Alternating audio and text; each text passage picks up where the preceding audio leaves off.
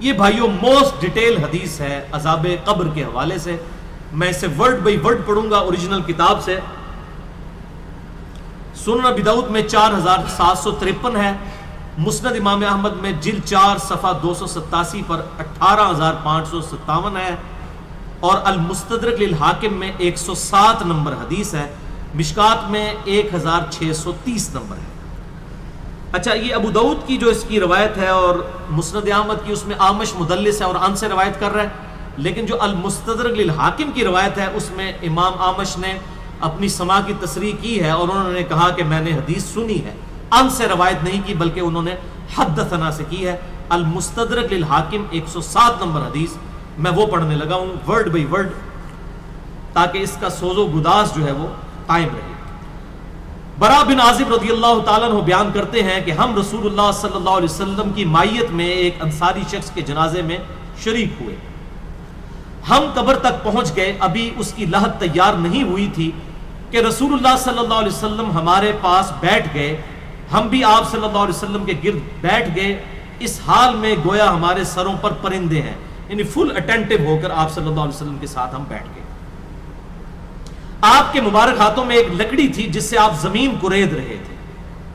آپ صلی اللہ علیہ وسلم نے سر مبارک اوپر اٹھایا اور فرمایا عذاب قبر سے اللہ کی پناہ طلب کیا کرو.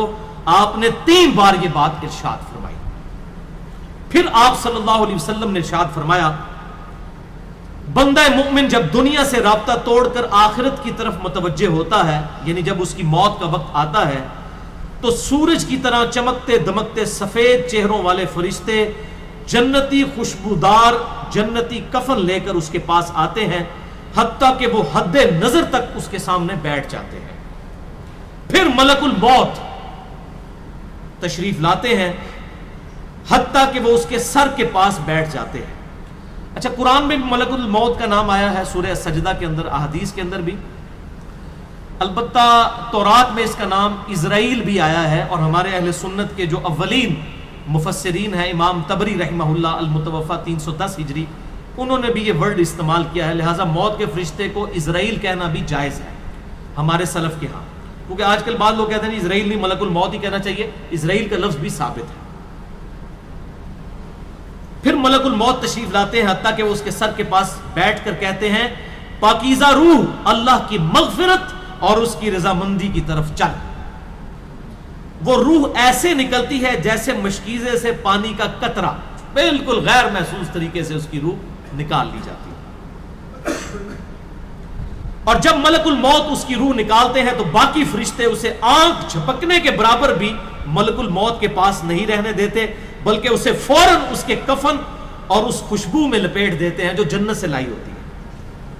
پھر اس کی روح کو لے کر بلند ہوتے ہیں اور فرشتوں کی جس جماعت کے پاس سے وہ گزرتے ہیں تو فرشتے پوچھتے ہیں کہ یہ کیسی خوشبو ہے، تو وہ اس کے دنیا کے ناموں میں سے بہترین نام لے کر بتاتے ہیں کہ یہ فلاں بن فلاں کی روح ہے، حتیٰ کہ وہ اسے آسمان دنیا تک لے پہنچتے ہیں اور اس کے لیے دروازے کھولنے کی اجازت طلب کرتے ہیں. تو جنت کے جو آسمانوں کے دروازے ہیں اس کے لیے کھول دیے جاتے ہیں. پھر ہر آسمان کے مقرب فرشتے اگلے آسمان تک اسے پروٹوکول دیتے ہوئے اس روح کے ساتھ جاتے ہیں، حتیٰ کہ اسے 7ویں آسمان تک پہنچا دیا جاتا ہے. تو اللہ تعالیٰ فرماتا ہے میرے بندے کا نامہ اعمال علیین میں لکھ دو، جو سورۃ المطففین میں آیا ہے. علیین اور سجین یہ 2 مقامات ہیں. ایمان والوں کی روحیں جو ہیں علیین میں ان کا نامہ اعمال لکھا جاتا ہے، اور جو منافقین ہیں مجرم ہیں سجین میں لکھا جاتا ہے. سورۃ المطففین سورت نمبر 83 ہے، پارہ نمبر 30 کے اندر. اور اسے واپس دنیا کی طرف لے جاؤ کیونکہ میں نے انہیں اسی دنیا سے پیدا کیا اور اسی میں انہیں لوٹاؤں گا اور پھر دوبارہ اسی سے نکالوں گا. پھر اس کی روح اس کے جسم کی طرف لوٹا دی جاتی ہے. لیکن یہ لوٹنا دنیا کا سا لوٹنا نہیں ہوگا، یعنی وہ لوٹنے کے بعد یہ نہیں ہے کہ مردہ قبر میں کوئی بیٹھ جائے گا ہمیں نظر آئے گا.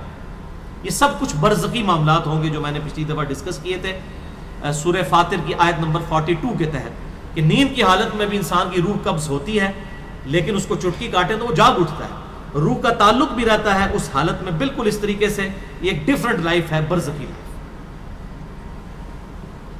پھر 2 فرشتے اس کے پاس آتے ہیں یعنی اس کی قبر میں، اسے بٹھا کر پوچھتے ہیں اب یہ وہ 4 سوال یہاں پر آ رہے ہیں اس ڈیٹیل حدیث میں. پہلا سوال کرتے ہیں تیرا رب کون ہے؟ من ربک کا؟ وہ کہتا ہے ربی اللہ، میرا رب اللہ ہے. دوسرا سوال پوچھتے ہیں تیرا دین کیا ہے؟ ما دینو کا، تیرا دین کیا ہے؟ تو وہ کہتا ہے میرا دین اسلام ہے. پھر پوچھتے ہیں کہ وہ آدمی جو تم میں مبعوث کیے گئے وہ کون ہے؟ اب یہاں پر وہ ڈیٹیل آئی، الذی بعث فیکم، وہ شخص جو تم میں مبعوث کیا گیا تھا وہ کون تھا؟ تو یہ جو کہتے ہیں نا قبر میں آپ صلی اللہ علیہ وسلم آ جاتے ہیں، تو کہ کسی حدیث میں بھی نہیں ہے. اس میں ڈیٹیل آ گئی کہ اس سے پوچھا جاتا ہے جو شخص تم میں پیغمبر بنا کر بھیجا گیا وہ کون تھا؟ تو وہ کہتا ہے ہوا محمد رسول اللہ، وہ اللہ کے رسول محمد صلی اللہ علیہ وسلم. مسئلہ حاضر و ناظر میرا ریکارڈ ہے، مسئلہ نمبر 7، جس میں نے یہ تمام شبہات کلیئر کی ہیں. یہ 3 سوالوں کے بعد اچھا جامعہ ترمذی میں ایک حدیث ہے 3120، اس میں الفاظ ہیں کہ وہ پوچھتے ہیں من نبیو کا، تیرا نبی کون ہے؟ اس میں تو ہے نا کہ اس شخص کے بارے میں تیرا کیا عقیدہ ہے، اس میں من نبیو کا الفاظ ہے. جامعہ ترمذی 3120. اچھا اللہ کا شکر ہے کہ یہ نہیں پوچھتے تیرا فرقہ کون سا ہے، تو کس امام کی تقلید کرتا تھا، کیڑی مسیتی تو نماز پڑھتا سا ہے. دیکھ لیں کوئی چیز نہیں، تیرا رب کون ہے، تیرا دین اور نبی صلی اللہ علیہ وسلم. تو دنیا میں بھی ہم یہی کہتے ہیں اللہ رسول قرآن، یہی بات ہے. تو قبر کے اندر جا کر بھی یہی سوال ہے. اب وہ جب 3 سوالوں کے جواب دیتا ہے تو فرشتے 4تھا سوال اس سے پوچھتے ہیں، جو میں نے قبر کا 4تھا سوال، مسئلہ نمبر 78، تمہیں کیسے پتا چلا، ان 3 سوالوں کے جواب تمہیں کیسے آئے؟ وہ کہتا ہے میں نے اللہ کی کتاب پڑھی تھی، میں اس کتاب پر ایمان لایا اور میں نے اس کے حق ہونے کی تصدیق کی. اللہ کی کتاب پڑھی ہوگی تو تصدیق کرے گا نا. اگر سنا کے سنی ہوگا تو کیا تصدیق کرے گا؟ ہاں پڑھا کے سنی ہوگا تو تصدیق کر دے گا. پھر آسمان سے آواز آتی ہے میرے بندے نے سچ کہا، اس کے لیے جنتی بچھونا بچھا دو، اسے جنتی لباس پہنا دو اور اس کے لیے جنت کی طرف دروازہ کھول دو. قبر کے اندر ہی جنت کی طرف دروازہ کھول دو. یعنی آپ سمجھ لیں جس طرح یہ اب ٹچ سکرین موبائل رکھ کے اور جناب لیپ ٹاپ رکھ کے سامنے لوگ بیٹھے ہوتے ہیں نا، تو ایک دوسری دنیا میں چلے جاتے ہیں. تو جنت کا فزیکلی دروازہ کھول دیا جائے گا، اس کو جنت کی ہوائیں بھی، خوشبو بھی آئے گی اور انتظار وہ کرے گا. وہاں اسے ہوا کے جھونکے اور خوشبو بھی آتی ہوگی اور حد نظر تک اس کی قبر کو کشادہ کر دیا جائے گا. خوبصورت چہرے، خوبصورت لباس اور بہترین خوشبو والا ایک شخص اس کے پاس قبر میں آئے گا اور کہے گا اس چیز سے خوش ہو جا جو چیز تجھے خوش کر دے، یہ وہ دن ہے جس کا تجھ سے وعدہ کیا جاتا تھا. وہ شخص پوچھے گا کہ اے شخص تو کون ہے، تیرا چہرہ بھلائی لانے والا چہرہ ہے. وہ جواب دے گا میں تیرا عمل صالح ہوں. یعنی نیک عمال ایک خوبصورت انسان کی شکل میں اس کی قبر میں آ جائے گا. تو پھر وہ شخص کہے گا اے اللہ، اے میرے رب، جلدی کر، فوراً قیامت قائم فرما دے حتیٰ کہ میں اپنے اہل و عیال کی طرف چلا جاؤں. یعنی مومن کہے گا اللہ جلدی جلدی قیامت آئے، مجھے تو اینڈ رزلٹ نظر آ رہا ہے، مجھ سے انتظار نہیں ہوتا، فوراً قیامت آ جائے. ابھی سائملٹینیس کنٹراسٹ آنے والا ہے اس کا. جب کافر اور مجرم شخص دنیا سے جاتا ہے تو آپ صلی اللہ علیہ وسلم نے فرمایا سیاہ چہروں والے فرشتے بالوں سے بنا ہوا ایک کمبل لے کر آسمان سے نازل ہوتے ہیں اور حد نظر فاصلے تک اس کے سامنے بیٹھ جاتے ہیں. پھر ملک الموت، موت کا فرشتہ آتا ہے حتیٰ کہ اس کے سر کے پاس بیٹھ جاتا ہے اور کہتا ہے خبیث روح اللہ کی ناراضگی کی طرف چل. وہ روح اس کے جسم میں پھیل جاتی ہے تو وہ ملک الموت اس طرح اسے کھینچتا ہے جیسے لوہے کی سلاخ کو گیلے اون میں سے کھینچا جاتا ہے چھس کر کے. گرم سلاخ جو ہے وہ اونی کپڑے کے اندر، گیلے کے اندر ڈال کے یوں کھینچی جائے نا تو اس طرح اس کے پورے جسم سے اس کی روح نکالی جاتی ہے. بولے اعوذ باللہ تعالی. پھر ملک الموت سے باقی فرشتے اس کی روح کو لے کر پلک جھپکنے کے برابر بھی وہاں نہیں رہنے دیتے حتیٰ کہ وہ اسے بالوں سے بنے ہوئے کمبل میں لپیٹ لیتے ہیں اور اس سے زمین کے مردار سے نکلنے والی انتہائی بری بدبو نکلتی ہے. وہ اسے لے کر اوپر چڑھتے ہیں تو وہ فرشتوں کی جس جماعت کے پاس سے گزرتے ہیں تو فرشتوں کی جماعتیں کہتی ہیں کیسی خبیث روح ہے. وہ کہتے ہیں یہ فلاں بن فلاں کی روح ہے اور وہ اس کی دنیا کا انتہائی کبھی نام لے کر بتاتے ہیں حتیٰ کہ اسے آسمانی دنیا تک لے جایا جاتا ہے. اس کے لیے دروازے کھولنے کے لیے درخواست کی جاتی ہے تو آسمان کے دروازے اس کے لیے نہیں کھولے جاتے. پھر رسول اللہ صلی اللہ علیہ وسلم نے سورۃ الاعراف کی آیت پڑھی کہ ان کے لیے آسمانوں کے دروازے نہیں کھولے جائیں گے، وہ جنت میں داخل بھی نہیں ہوں گے حتیٰ کہ اونٹ سوئی کے سوراخ سے گزر جائیں. یہ سورۃ الاعراف کی آیت آپ صلی اللہ علیہ وسلم نے پڑھی. پھر آپ صلی اللہ علیہ وسلم نے فرمایا کہ اللہ تعالیٰ فرماتا ہے اس کی کتاب کو سب سے نچلی زمین میں سجین میں لکھ دو، پھر اس کی روح کو شدت کے ساتھ پٹ کھا جاتا ہے. پھر آپ صلی اللہ علیہ وسلم نے یہ آیت تلاوت فرمائی سورہ الحج کی، جو شخص اللہ کے ساتھ شرک کرتا ہے گویا وہ آسمان سے گر پڑا تو اب پرندے اسے اچک کر لے جائیں یا کسی دور جگہ پر پھینک دیں. پھر اس کی روح اس کے جسم میں لوٹا دی جاتی ہے اور 2 فرشتے اس کے پاس آ کر اس سے پوچھتے ہیں تیرا رب کون ہے. اب اس سے بھی سوال ہوتا ہے. وہ حیرت زدہ ہو کر کہتا ہے ہائے افسوس، ہائے افسوس، میں نہیں جانتا، میں نہیں جانتا. پھر پوچھتے ہیں تیرا دین کیا ہے، وہ پھر حیرت زدہ ہو کر کہتا ہے ہائے افسوس، ہائے افسوس، میں نہیں جانتا، میں نہیں جانتا. پھر اس سے پوچھتے ہیں کہ جو شخص تم میں مبعوث کیے گئے وہ کون تھے، تو وہ کہتا ہے ہائے افسوس، میں نہیں جانتا، میں نہیں جانتا. پھر آسمان سے آواز آتی ہے اس نے جھوٹ بولا، اس کے لیے جہنم کا بچھونا بچھا دو. اور بخاری میں الفاظ ہیں 1374. اس کے جواب میں فرشتے پھر اس سے چوتھا سوال کیا کرتے ہیں، لا دریتا ولا تلیتا، اور تو نے خود پڑھ کر سمجھنے کی کوشش کیوں نہیں کی، یا جو لوگ سمجھے ہوئے لوگ تھے، کتاب و سنت کے منہج پر چلنے والے لوگ تھے، ان کے ساتھ تو کیوں نہیں چلا. اللہ تعالیٰ فرماتا ہے اس کے لیے جہنمی بچھونا بچھا دو، جہنم کی طرف ایک دروازہ کھول دو، وہاں سے گرمی اور گرم ہوا اس کی قبر میں آتی رہے گی. اس کی قبر کو اس قدر تنگ کر دیا جائے گا کہ اس کی پسلیاں ایک دوسرے کے اندر داخل ہو جائیں گی، اور ایک قبیح چہرے والا شخص قبیح لباس میں انتہائی بدبودار حالت میں اس کے پاس آئے گا اور اسے کہے گا تمہیں ایسی چیزوں کی بشارت ہو جو تمہیں غمزدہ کر دیں، یہ تیرا وہ دن ہے جس کا تجھ سے وعدہ تھا. وہ پوچھے گا تو کون ہے، تیرے چہرے سے تو خیر کی توقع نظر نہیں آتی. وہ جواب دے گا میں تیرا خبیث عمل ہوں جو تو دنیا میں کیا کرتا تھا. بات عمل کے ساتھ ہی ہے، صرف کلمہ پڑھنا کافی نہیں ہے، عمل. پھر وہ کہتا ہے میرے رب قیامت قائم نہ کرنا، اے میرے رب قیامت قائم نہ کرنا. مومن کیا کہتا ہے، قیامت قائم کر رہا ہے اللہ. اب یہ وہ حدیث ہے وہ جس اس آیت کو حل کرتی ہے جو پچھلی دفعہ ایک بھائی نے سوال بھی کیا تھا. سورہ یاسین کی آیت نمبر ہے 52. قالوا یا ویلنا من بعثنا من مرقدنا، یعنی جب قبروں سے نکالا جائے گا مجرموں کو، وہ کہیں گے ہائے افسوس، ہمیں کس نے ہماری قبروں سے باہر نکال دیا. تو اللہ تعالیٰ کیا فرمائے گا، ھذا ما وعد الرحمن وصدق المرسلون، یہی ہے وہ جس کا وعدہ رحمان نے کیا تھا اور رسولوں نے سچا کہا تھا. تو وہ کہتے ہیں جی منکرین عذاب قبر کہتے ہیں جی وہ انسان کیوں کہتے ہیں ہماری قبروں سے کس نے اٹھا لیا، تو اس پہ عذاب تو نہیں ہوتا. عذاب تو ہو رہا ہے. آپ دیکھیں اس وہ حدیث میں کیا کہہ رہا ہے، اللہ قیامت قائم نہ کرنا، یعنی یہ عذاب تو آیا، قیامت آئی تو پھر بڑا عذاب بھی مجھ پر آئے گا. تو اسی لیے وہ اس حیرت زدہ ہوگا قیامت والے دن کہ اب میرے اوپر اگلی مصیبت آ گئی، عذاب کی چوتھی اور فائنل قسط بھی میرے پر آنے والی ہے. وَلِعَوْذُ بِاللَّهِ تَعَالَى اللہم اجرنا من النار.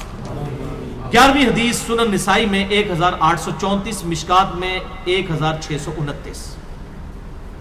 ابو ہریرہ رضی اللہ تعالیٰ عنہ کہتے ہیں آپ صلی اللہ علیہ وسلم نے فرمایا جب مؤمن شخص کی موت کا وقت آتا ہے تو رحمت کے فرشتے سفید ریشم لے کر آتے ہیں اور کہتے ہیں راضی ہونے والی پسندیدہ روح نکل، اللہ کی راحت اور رزق کی طرف چل، رب تجھ پر ناراض نہیں. تو وہ بہترین کستوری کی خوشبو کی طرح نکلتی ہے حتیٰ کہ وہ ایک دوسرے سے اسے لے کر اس طرح کرتے کرتے آسمان کے دروازوں تک پہنچ جاتے ہیں. تو وہ کہتے ہیں زمین سے یہ کیسی پاکیزہ خوشبو تمہارے پاس آئی ہے. وہ اسے مومنوں کی روح کے پاس لے جاتے ہیں، یعنی نیک آدمی کی روح کو، جو پہلے مومن مر چکے ہیں ان کی روحوں کے پاس. تو انہیں اس کے آنے پر اس سے بھی زیادہ خوشی ہوتی ہے، یعنی مومن انتظار کر رہے ہوتے ہیں اور ویلکم کرتے ہیں. جیسا کہ تم میں سے کسی کو اپنے بچھڑے ہوئے شخص کے ملنے پر خوشی ہوتی ہے. تو وہ آلریڈی جو مردہ روحیں وہاں پر پہنچی ہوتی ہیں، جو مر چکے شخص جو ہوتے ہیں ان کی روحیں، وہ نئی آنے والی روح سے پوچھتے ہیں فلاں کا کیا حال ہے، فلاں کا کیا حال ہے. پھر وہ کہتے ہیں اسے چھوڑ دو کیونکہ یہ ابھی ابھی دنیا کے غم میں مبتلا ہو کر یہاں پر آیا ہے.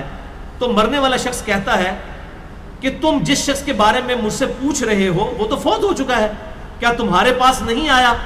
وہ کہتے ہیں اسے تو اس کے ٹھکانے ہاویہ یعنی جہنم میں پہنچا دیا گیا ہے، اور جب کافر شخص کی موت کا وقت آتا ہے تو عذاب کے فرشتے بالوں کا لباس لے کر اس کے پاس آتے ہیں اور اسے کہتے ہیں ناراض ہونے والی ناپسندیدہ روح نکل، اللہ کے عذاب کی طرف چل۔ وہ مردار کی انتہائی بدبو کی صورت میں نکلتی ہے، حتیٰ کہ وہ اسے زمین کے دروازے کے پاس لے آتے ہیں تو وہ کہتے ہیں یہ کتنی بدبودار ہے، حتیٰ کہ اسے کافروں کی روح کے پاس ملا دیا جاتا ہے۔ اب دیکھیں کہ وہ مومن پوچھ رہے ہوتے ہیں، اب میں اس کو ٹرانسلیٹ کر رہا ہوں، برا نہیں منانا، وہ مومن کہتے ہیں کہ فلاں شخص کا کیا حال ہے، فلاں بزرگ، فلاں مولوی صاحب، فلاں حضرت صاحب کدھر ہے؟ وہ کہتے ہیں وہ تو جناب کدوں نہ مار بیٹھے تو آڈے کو نہیں پہنچے، اور پھر فرشتے سے جناب اتنے نہیں آئے جو دوزخ ہی تھے، یہ دیکھ لیں۔ یعنی وہ اسی لیے پوچھ رہے ہوتے ہیں کہ تو چل ہم تک پہنچ گیا، فلاں بھی ایک دنیا میں بڑا کوئی مشہور نیک آدمی تھا، وہ کدھر گیا؟ تبھی تو وہ ایکسپیکٹ کر رہے ہوتے ہیں نا اس کو کہ اس کو بھی یہاں پہ آنا چاہیے، تو ان کو بتایا جاتا ہے کہ بھئی وہ یہاں پر نہیں، وہ کہیں اور پر ہے۔ بولے اعوذ باللہ۔ 12ویں حدیث جامعہ ترمذی میں 1071 نمبر اور مشکات میں 130 نمبر ہے۔ سیدنا ابو ہریرہ کہتے ہیں نبی صلی اللہ علیہ وسلم نے فرمایا جب میت کو دفن کیا جاتا ہے تو دو سیاہ فام نیلی آنکھوں والے فرشتے اس کے پاس آتے ہیں، ان میں سے ایک کو منکر اور دوسرے کو نکیر کہا جاتا ہے۔ سیاہ فام نیلی آنکھوں والے خطرناک شکل کے فرشتے منکر اور نکیر۔ پس وہ کہتے ہیں تم اس شخص کے بارے میں کیا کہا کرتے تھے، یعنی نبی صلی اللہ علیہ وسلم کے بارے میں سوال ہوتا ہے تو وہ کہتا ہے وہ اللہ کے بندے اور اس کے رسول ہیں، میں گواہی دیتا ہوں کہ اللہ کے سوا کوئی معبود نہیں اور محمد صلی اللہ علیہ وسلم اس کے بندے اور رسول ہیں۔ وہ دونوں فرشتے کہتے ہیں ہمیں پتا تھا تم یہی جواب دو گے۔ پھر اس کی قبر کو لمبائی اور چوڑائی میں 70 ہاتھ کشادہ کر دیا جاتا ہے، یہ 70 کہتے ہیں کثرت، حد نظر تک کشادہ کر دیا جاتا ہے۔ پھر اس کے لیے اس میں روشنی کر دی جاتی ہے، پھر اسے کہا جاتا ہے سو جا، وہ کہتا ہے میں اپنے گھر والوں کے پاس واپس جانا چاہتا ہوں تاکہ انہیں بتاؤں کہ میں کامیاب ہو گیا ہوں، لیکن وہ کہتے ہیں کہ تو دلہن کی طرح سو جا، جسے اس کے گھر کا عزیز ترین فرد ہی آ کر بیدار کرتا ہے، حتیٰ کہ اللہ تعالیٰ اسے اس کی خوابگاہ سے قیامت والے دن بیدار کرے گا، یعنی اسے لٹا دیا جائے گا، پھر اس پہ وہ کیفیت وہ جنت والی طاری رہے گی، پھر الٹیمیٹلی اللہ تعالیٰ اسے دوبارہ سے زندہ کرے گا۔ اور اگر وہ منافق ہوا تو وہ کہے گا میں نے لوگوں کو ایک بات کہتے ہوئے سنا تو میں بھی ویسے ہی کہا کرتا تھا، یعنی مجھے نہیں پتا، اللہ کی وہ گواہی نہیں دے سکے گا، رسول اللہ صلی اللہ علیہ وسلم کا اقرار نہیں کر سکے گا، میں کچھ نہیں جانتا۔ وہ فرشتے کہیں گے ہمیں پتا تھا تم یہی کہو گے، پس زمین سے کہا جاتا ہے اس پر تنگ ہو جا، وہ اس پر تنگ ہو جاتی ہے حتیٰ کہ اس کی ہڈیاں اور پسلیاں ایک طرف کی دوسری طرف آ جاتی ہیں، یوں بولے اعوذ باللہ تعالی، اور اسے مسلسل عذاب ہوتا رہے گا حتیٰ کہ اللہ اسے خوابگاہ سے دوبارہ زندہ کرے گا، یعنی قیامت تک اس پر وہ اس حالت میں عذاب رہے گا، ہمیں نظر نہیں آئے گا۔ جیسے سویا ہوا شخص ایک ڈراؤنا خواب دیکھتا ہے وہ تکلیف محسوس کرتا ہے، پاس کھڑا شخص نہیں محسوس کر سکتا۔ اور سنن دارمی میں ایک حدیث ہے صحیح سند کے ساتھ، مشکات میں 134 نمبر ہے کہ آپ صلی اللہ علیہ وسلم نے فرمایا 99 اژدہے اس پر، 99 جو ہے خطرناک ڈینجرس قسم کے سانپ اس پر مسلط کر دیے جاتے ہیں جو قیامت تک اسے ڈستے رہتے ہیں، اور وہ اتنے خطرناک اژدہے ہیں، آپ صلی اللہ علیہ وسلم نے فرمایا کہ اگر ان میں سے کوئی ایک بھی دنیا پر اپنی پھنکار پھینک دے تو دنیا کی زمین کبھی سبزہ نہ اگائے، ایسا زہر ہے ان کے اندر۔ قل اعوذ باللہ تعالی اللہم اجرنا من النار، اللہم اجرنا من النار۔ یہ بھائیو عذاب قبر کیمرے سے نہیں دیکھا جا سکتا، یہ اللہ تعالیٰ نے پردہ رکھا۔ 13ویں حدیث جامعہ ترمذی میں 2308، سنن ابن ماجہ میں 4267، مشکات میں 132۔ سیدنا عثمان غنی رضی اللہ تعالیٰ عنہ جب بھی کسی قبر کے پاس سے گزرتے تو اتنا روتے کہ ان کی داڑھی تر ہو جایا کرتی۔ ساتھیوں نے پوچھا حضرت جب دوزخ کا ذکر کرتے ہیں اس وقت تو آپ کی آنکھوں میں آنسو نہیں آتے، لیکن قبرستان آ کر آپ پر ایسی حالت کیوں طاری ہو جاتی ہے؟ تو سیدنا عثمان نے فرمایا کہ میں نے اپنے محبوب صلی اللہ علیہ وسلم سے سنا کہ بے شک قبر آخرت کی منزلوں میں سے پہلی منزل ہے، جو اس میں بچ گیا اگلی منزلیں اس کے لیے آسان ہوتی چلی جائیں گی، اور جسے یہاں پر مشکل درپیش ہوئی اس کی اگلی منزلیں اس سے بھی مشکل در مشکل ہوتی چلی جائیں گی۔ پھر آپ صلی اللہ علیہ وسلم نے فرمایا میں نے قبر سے زیادہ سخت اور برا منظر کبھی نہیں دیکھا۔ تو یہ حضرت عثمان غنی رضی اللہ تعالیٰ عنہ کی وہاں پر یہ حالت ہوتی تھی، اور اس میں کیا الفاظ ہے؟ قبر آخرت کی منزلوں میں سے پہلی منزل ہے۔ لہذا یہ پرفیکٹ دعا ہے، اللہم ربنا آتینا فی الدنیا حسنہ وفی الآخرۃ حسنہ وقنا عذاب النار۔ یہ مولویوں نے جو اپنے بیچ میں جو ہے وہ انجینئرنگ کرنے کی کوشش کی ہے، وقنا عذاب القبری، وقنا عذاب الحشری، یہ جو بدعت داخل کی ہے، اس کی ضرورت ہی نہیں ہے، کیونکہ عذاب قبر بھی اس میں داخل ہے۔ اس میں الفاظ آپ نے دیکھ لیے کیا ہے، قبر آخرت کی منزلوں میں سے پہلی منزل ہے، تو وقنا عذاب القبری وقنا عذاب الحشری کہنے کی ضرورت ہی نہیں ہے۔ ربنا آتینا فی الدنیا حسنہ وفی الآخرۃ حسنۃ وقنا عذاب النار۔ تو اس سے یہ بھی بات پتہ چل گئی کہ قبرستان جانے کا مقصد ہے آخرت کی یاد، جو صحیح مسلم میں حدیث ہے 2259 کہ قبروں پہ جایا کرو تاکہ آخرت کی یاد آئے۔ تو سیدنا عثمان بھی دیکھیں قبرستان جا کر وہاں پر آخرت کی یاد کے لیے جایا کرتے تھے، اور یہ حقیقت بات ہے، قبرستان جانے سے ہی انسان کا قبلہ درست ہوتا ہے۔